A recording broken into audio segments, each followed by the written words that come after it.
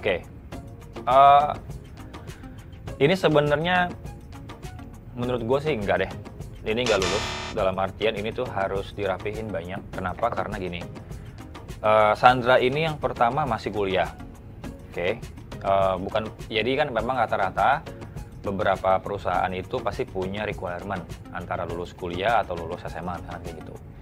Nah, jadi Sandra ini harus nyesuaiin nih, dia itu apply kemana, apakah memang dia apply yang lulusannya S1 atau lulusannya SMA. Yang pertama itu. Terus yang kedua, kalau dari segi structure menurut aku udah oke, tapi balik lagi ada beberapa company yang memang benar-benar cukup ad hoc atau cukup kayak gue ambilnya yang kayak gini aja atau yang kayak gitu aja. Dengan format yang tadi menurut aku udah format yang paling ideal nih. Kalau kita bahas formatnya Rizka, no colors, plain, terus udah gitu, oke, foto ada segala macem, tapi pack gitu di dalamnya. Nah, Sandra ini clear sebenarnya, dia about me-nya jelas.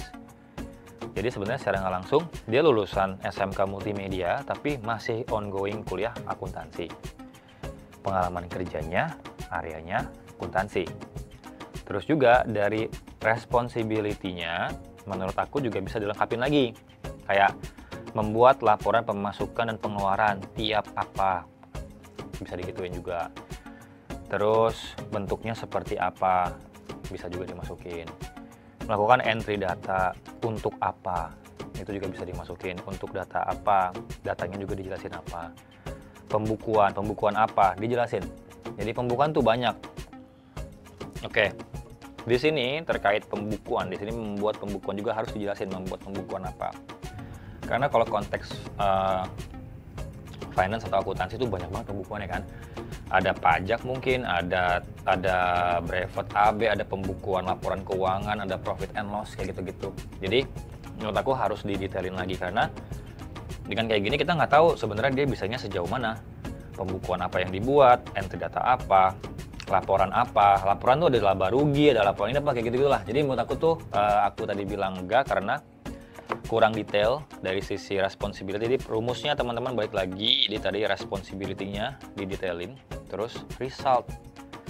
Jadi kayak misalkan contohnya gini, kita ambil di sini Bobby tim gue di sini. Contoh misalkan dia fotografer atau videografer kan simple ya. Kerjanya pasti kan responsibility pasti take gambar. Tapi take gambar dia mungkin 1 minggu berapa kali take gambar dan untuk apa program apa. Program apa itu yang disiarkan di mana, impact-nya apa kayak gitu. Jadi menurut aku tuh sebenarnya more we getting deep atau sharp itu akan kita tuh lebih ke gue jadi tahu nih dia bisanya apa segala macam. Jadi tanpa perlu 2 kali mikir, si recruiter juga akan bisa oke nih gue panggil deh. Kayak gitu. Oke. Terus pengalaman kepanitiaan balik lagi. Kalau memang pengalaman kerjanya memang belum banyak, ini perlu organisasi. Tapi balik lagi, is it relevan atau enggak? Membantu ketua dalam menyimpan dan mengeluarkan dana anggota Paskibra. Relevan apa enggak sih buat pekerjaan kita? Kayak gitu. Bantu ketua ngumpulin iuran kas anggota. Relevan atau enggak buat kita? Terus impact-nya apa? Jadi kayak ibaratnya buat job position yang lo mau tuju tuh relevan apa enggak, lo tulis di situ. Jadi dipikirin aja. Kalau menurut aku tidak relevan sebenarnya. Bisa dimasukin lagi yang emang organisasinya sebenarnya ini beneran masuk relevan, tapi responsibility-nya mungkin bisa lebih di explore lagi kata-katanya. Terus pendidikan di sini oke. Skill di sini oke, dimasukin. Cuman kalau bisa daripada makan tempat begini, lebih baik kita bisa dibikin sentences saja sih. So, Sandra bisa dirapin lagi ya. Thank you. Yep. Oke, next kita akan baca punya Almira. Di sini ada punya Almira.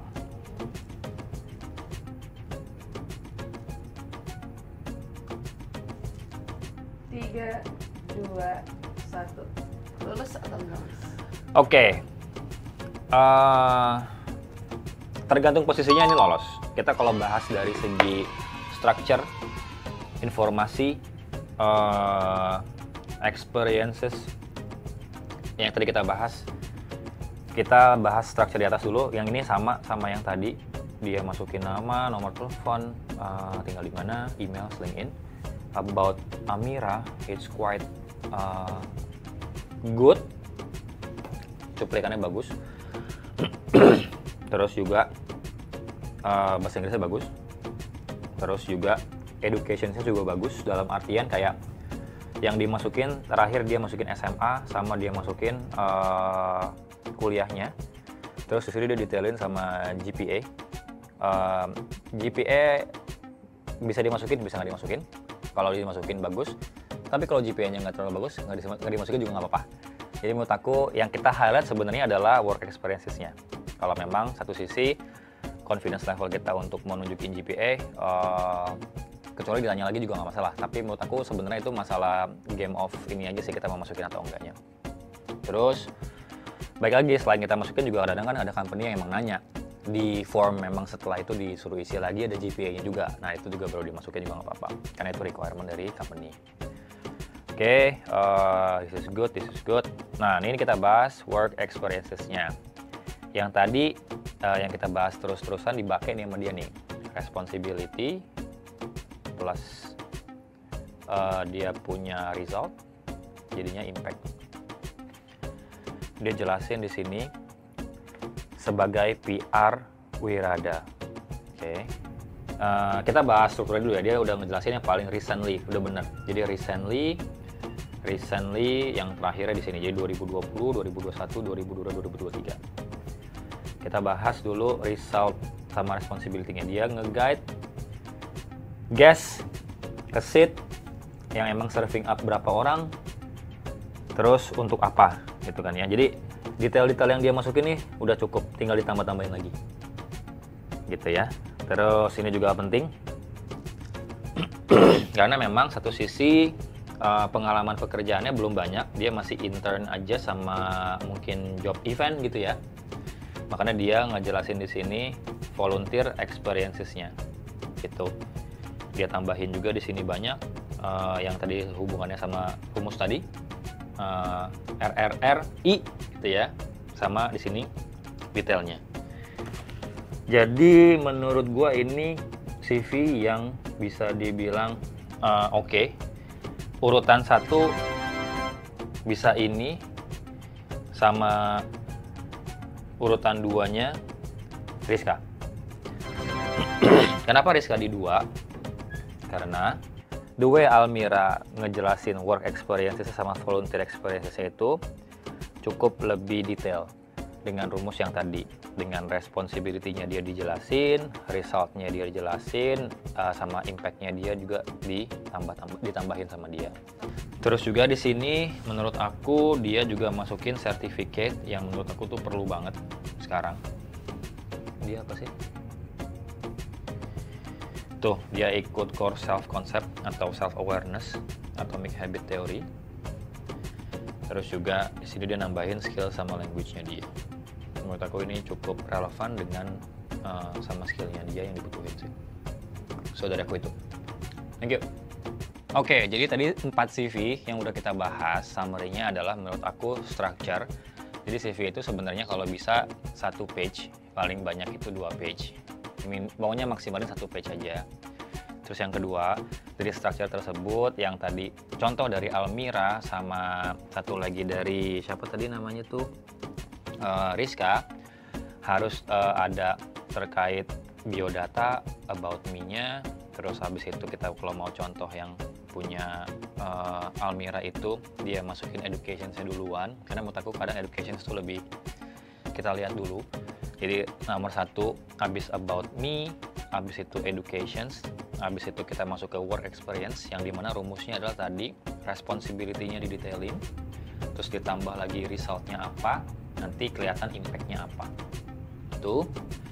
Terus kalau mau masukin experiences sebagai organisasi yang di kampus atau apa segala macam juga boleh, selama itu mendukung dari segi kitanya mau lamar kemana dan memang sebenarnya kita tuh bakal ke arah mana yang bakal kita lamar. Terus skills, certificate, and language and everything itu menurut aku bisa dibikin compact di terakhir. Jadi itu recapnya dari segi input buat teman-teman. Oke, jadi itu aja untuk teman-teman nih yang mau nanya-nanya bisa komen langsung di channel YouTube ini, di channel YouTube-nya Girls Beyond. Terus juga bagi teman-teman yang mau di-review CV-nya bisa join di komunitasnya GB, ada di Discord ya. Jadi linknya apa? bit.ly/gbcircle. bit.ly/gbcircle. Jadi banyak teman-teman yang ada di situ bisa sharing idea dan lain-lain. Oke, pokoknya jangan lupa untuk like juga video ini, komen juga mau nanya-nanya. Oke, thank you. Bye.